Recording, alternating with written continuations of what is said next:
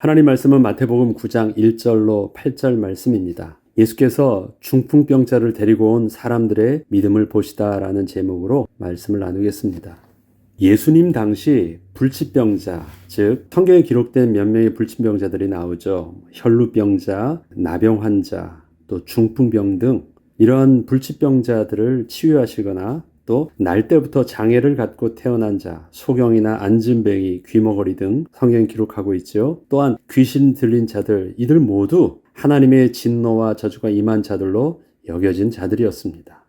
그리고 저들이 그렇게 하나님께 저주를 받았다는 것은 저들이나 그 부모가 하나님의 율법을 범한 것으로 보았기에 저들이 불쌍히 여김을 받기보다는 오히려 그 반대로 하나님께 죄를 지은 저주받아 마땅한 죄인으로 여겨져 사람들이 상대하지 않는 것이 아주 일반적이었습니다. 당시 유대인의 율법적 세계관 속에서는 그렇게 보았다라는 것입니다. 불치병자들은 하나님의 저주가 임했다. 하나님께 범죄했다는 것은 하나님께서 말씀하셨던 율법을 따르지 않은 것이었다. 그것이 그들이 가지고 있는 인과응보적인 율법적 사고방식이었습니다.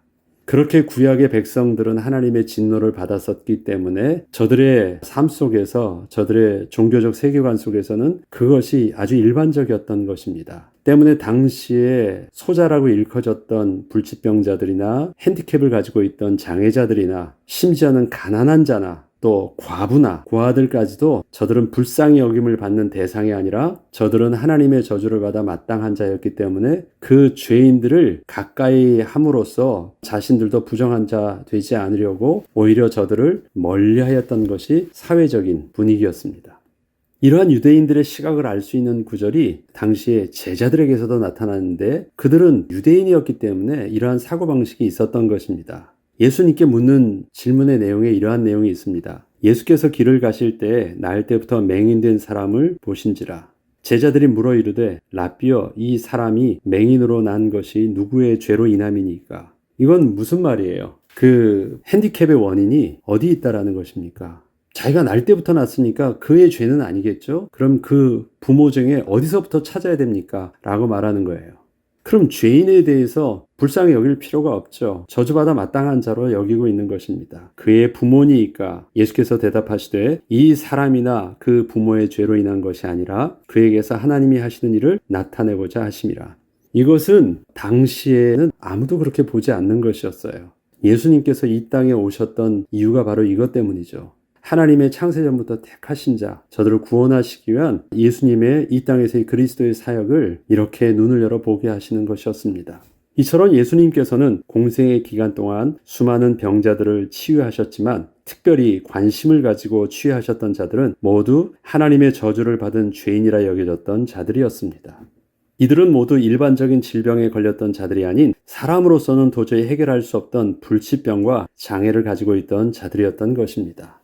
많은 병자들을 고치셨습니다. 그들 중에 특별히 언급된 자들이 있잖아요. 우리 앞에서도 보면 나병 환자, 또 다른데 보면 혈루병자, 귀머거리, 소경, 심지어 죽은 자를 살리신 일들, 이런 모든 부분들은 사람들이 일반적으로 그냥 몸이 아파서 또 사고를 당해서 했었던 것과는 다르게 사람은 함부로 건드릴 수도 없고 치유할 수도 없었던 질병이었고 문제들이었기 때문에 그것은 하나님의 저주가 임한 것으로 여겨졌던 것들에 대해서 예수님께서는 그들과의 만남과 사건을 아주 중점적으로 기록하고 있는 것입니다. 그리고 복음서는 저들을 단순히 예수님의 능력으로 치유하여 주셨다는 내용보다는 예수님을 대하는 저들의 그 말과 태도 속에서 일반 무리들과는 다른 예수님을 향한 그 믿음을 보시고 이에 응답해 주셨음을 정확하게 기록하고 있습니다. 그리고 그 결과에 대해서도 예수님께서는 저들을 향하여 치유함을 받았다고 말씀하지 않으시고 깨끗함을 입었다거나 아니면 죄사함을 받았다는 등으로 말씀하셨음을 통하여 예수께서 하나님의 아들이심을 복음서 기자들은 그렇게 증거하고 있던 것이었습니다. 오늘의 본문에서도 마태는 중풍병자의 이야기를 통해서 예수님의 신성과 그분의 하나님 아들 되심으로 그 왕권을 사용하고 계셨음을 계속해서 증거하고 있습니다. 마태복음 9장 1절로 8절 오늘의 본문을 읽어보겠습니다. 예수께서 배에 오르사 건너가 본 동네에 이르시니 심상에 누운 중풍병자를 사람들이 데리고 오거늘 예수께서 그들의 믿음을 보시고 중풍병자에게 이르시되 작은 자야 안심하라 내 죄 사함을 받았느니라. 어떤 서기관들이 속으로 이르되 이 사람이 신성을 모독하도다. 예수께서 그 생각을 아시고 이르시되 너희가 어찌하여 마음에 악한 생각을 하느냐 내 죄 사함을 받았느니라 하는 말과 일어나 걸어가라 하는 말 중에 어느 것이 쉽겠느냐. 그러나 인자가 세상에서 죄를 사하는 권능이 있는 줄을 너희로 알게 하려 하노라 하시고 중풍병자에게 말씀하시되 일어나 내 침상을 가지고 집으로 가라 하시니 그가 일어나 집으로 돌아가거늘 무리가 보고 두려워하며 이런 권능을 사람에게 주신 하나님께 영광을 돌리니라. 여기서도 보면 일반 무리들과 바리새인과 서기관들의 시선과 사람들한테는 죄인이라 정죄받은 불치병자였지만 실질적으로 믿음이 있는 자였고 구원함을 입은 자와 또 예수님과의 모습이 어떻게 지금 다른가를 정확하게 내용을 통해서 보여주고 있습니다. 예수님께서는 중풍병자와 그를 데리고 온 사람들의 믿음을 보셨다고 하십니다. 이는 저들이 예수님께 나아온 것이 일반 무리들과는 분명 다른 것이 있었다는 것이었음을 예수님께서 특별히 드러내신 것이었습니다. 이 일에 대해서는 앞에서 백부장과의 대화를 통해서도 예수님의 이러한 반응이 있으셨고요. 그 다음에 문둥병자와의 대화 속에서도 분명히 다른 것을 예수님께서는 말씀하셨었습니다. 그때 제자들과 무리들은 이러한 예수님의 반응에 대해서 눈치채지 못했지만 되돌아보니 분명히 예수님은 저들에게 다른 것을 보셨다라는 것이었습니다.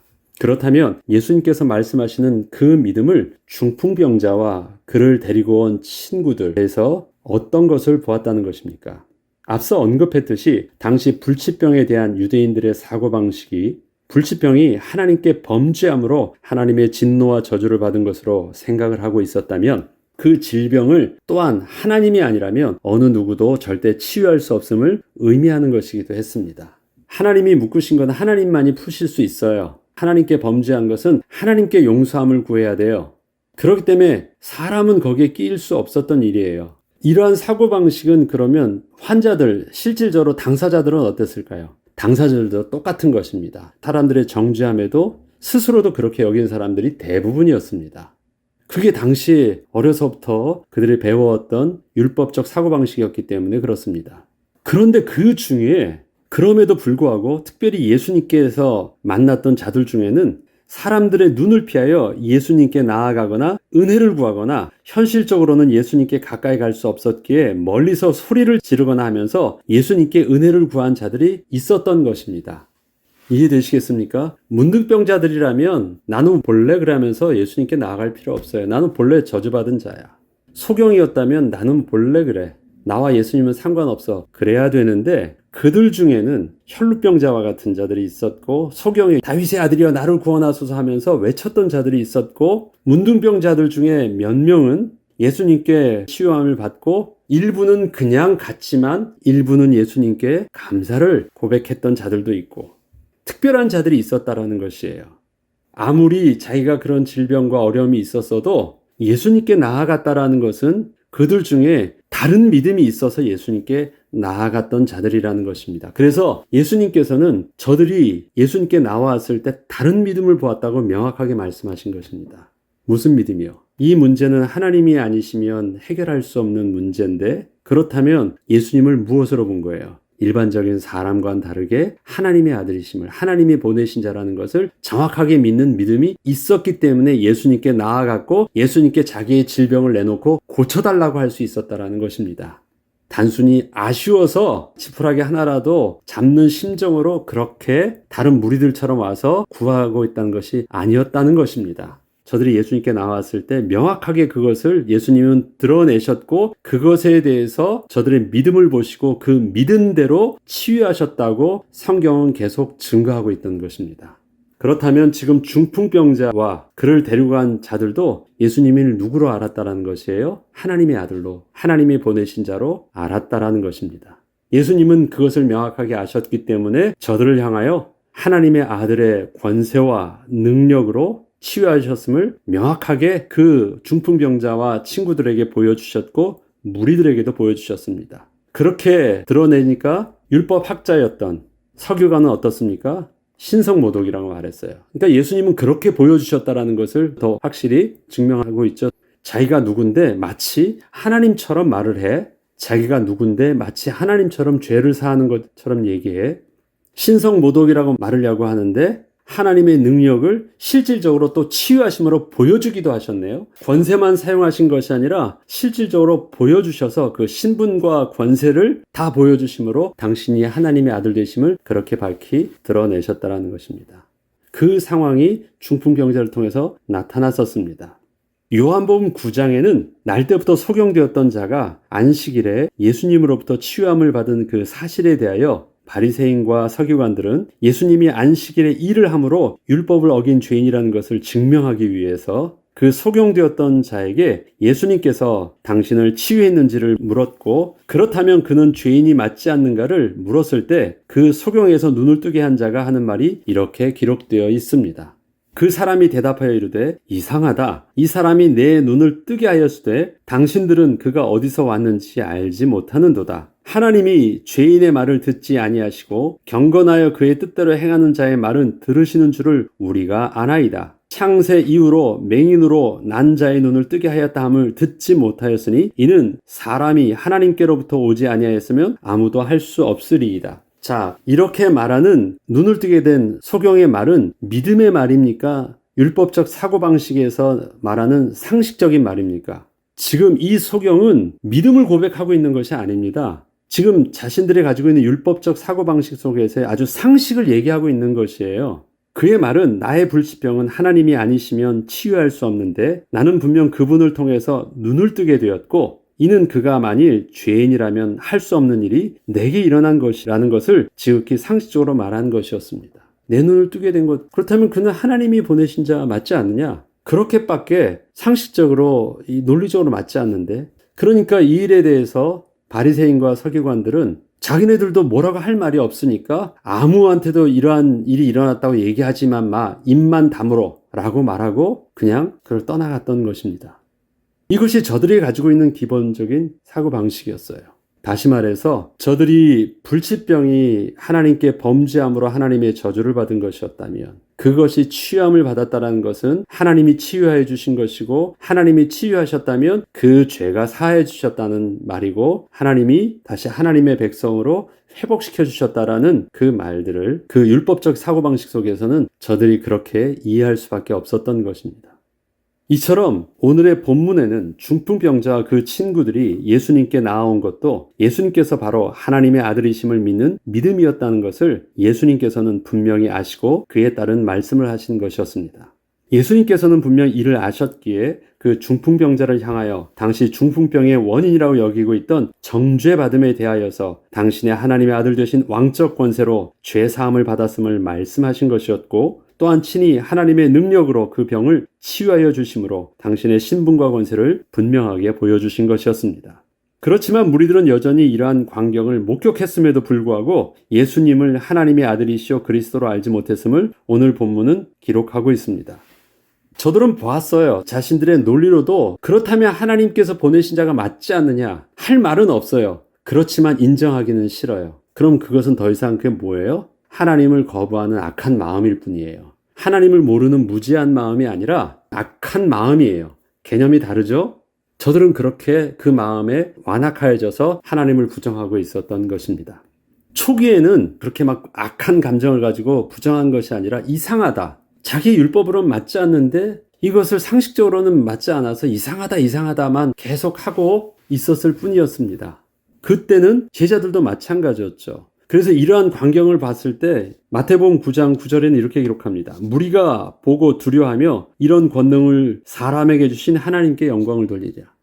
이 내용을 보면 무리들이 이러한 권능은 하나님으로부터 온 것임을 고백하면서도 여전히 예수님께서 바로 하나님의 아들 되심에 대하여서는 제대로 알지 못하고 있음을 보게 됩니다. 이처럼 예수님께서는 공생의 기간 동안 당신이 하나님이 아니셨다면 절대 보일 수 없는 능력을 계속해서 보이시고 그 권위로 선포하시며 가르치셨지만 이러한 예수님의 기적과 능력을 직접 체험했던 무리들과 심지어 제자들까지도 예수께서 바로 하나님이심을 온전히 깨닫지 못했던 영적 무지의 상황이 예수의 공생의 기간에는 계속되었던 것이었습니다.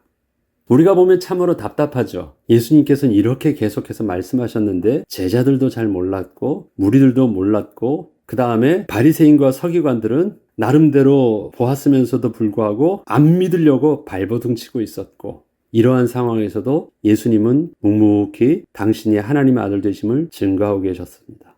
저와 여러분이 새롭게 이 복음서를 접하면서 예수님께서 우리에게 정말 이 복음서를 통해서 확실하게 우리가 붙잡기를 원하는 것, 당신이 하나님의 아들 되신 그리스도시요. 그로 말미암아 우리가 예수 영이 우리 가운데 함께 계심으로 우리가 하나님과 연합한 하나님의 거룩한 백성이 된 것이었구나를 더욱더 확실하게 우리가 확인하고 또 새롭게 그 은혜의 시작을 우리가 할 수 있는 그 축복들을 우리가 복음서를 계속 묵상하면서 또 새롭게 정립하는 은혜가 있길 주의 이름으로 축복합니다. 기도하겠습니다. 하나님 아버지, 예수님께서는 이미 처음부터 당신이 구약에 예언되었던 그리스도임을 증거하였고 처음부터 당신이 하나님의 아들이시오 또 하나님이심을 친히 증거하셨었습니다.